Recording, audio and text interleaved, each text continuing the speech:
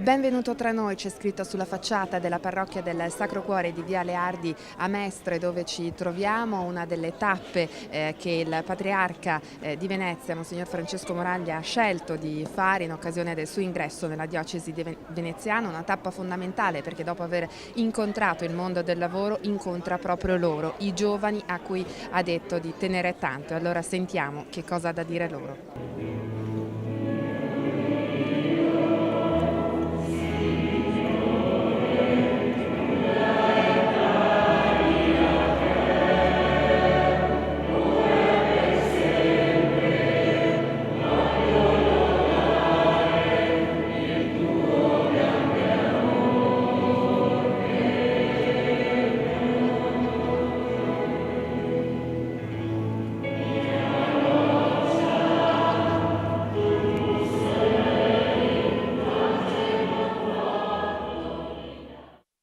Aiutate il Patriarca ad avere sempre la forza di guardare con voi il Signore.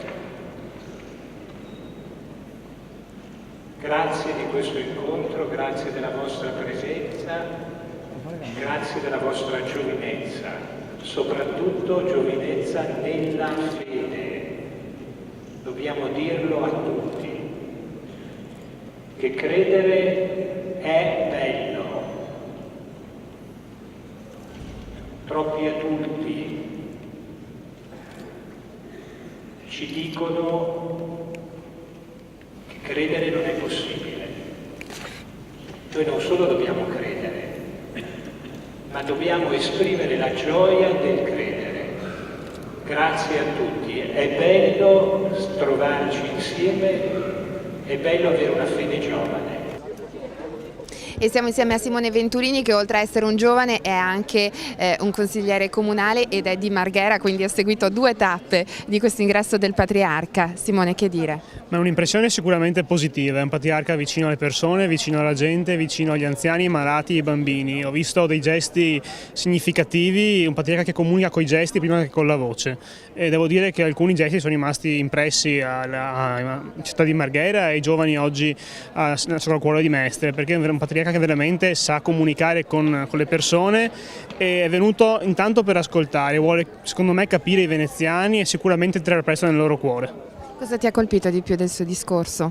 Ma sicuramente il rinvio alla centralità dell'Eucarestia nella vita dei giovani. Spesso noi giovani siamo presi da mille impegni, da mille hobby, da mille aspettative, però secondo me il Patriarca Moraglia ci insegnerà a riportare nelle priorità l'Eucarestia, la vicinanza quindi al mondo della Chiesa e anche la carità, cioè fare un servizio di volontariato, un servizio anche nella città. E credo che questo nostro Patriarca ci saprà sicuramente insegnare cose nuove e dare ai giovani una nuova scala di priorità che non è solamente quella apparente ma è quella soprattutto interna a noi, al nostro cuore. E da giovane che cosa ti sentiresti di dire al Patriarca? Ma io vorrei dirgli veramente eccellenza stia in mezzo ai giovani, e i giovani di Venezia sono una realtà molto ampia, molto vasta, molto diversa e poliedrica, però chiediamo di averlo in mezzo a noi in molte occasioni, da qui alla festa dei giovani, tutte le altre occasioni che ci saranno vogliamo averlo vicino a noi, vogliamo avere la sua voce, la sua esperienza e la sua guida. Il mondo giovanile come accoglie il Patriarca oggi? Siamo molto contenti, è un evento particolare, non è tutti i giorni, siamo molto contenti, siamo fieri di dare una mano alla parrocchia, a tutti gli altri. Ma come sta il mondo giovanile oggi? Bene, però ci sono varie difficoltà perché sempre meno giovani vengono in parrocchia, quindi dobbiamo incentivare l'attività. Che cosa diresti quindi al Patriarca? Di cercare di motivare i giovani a venire in parrocchia, a tornare a fare nuove attività. Speriamo che il Patriarca si trovi bene a Venezia e che sia una buona guida per la nostra diocesi.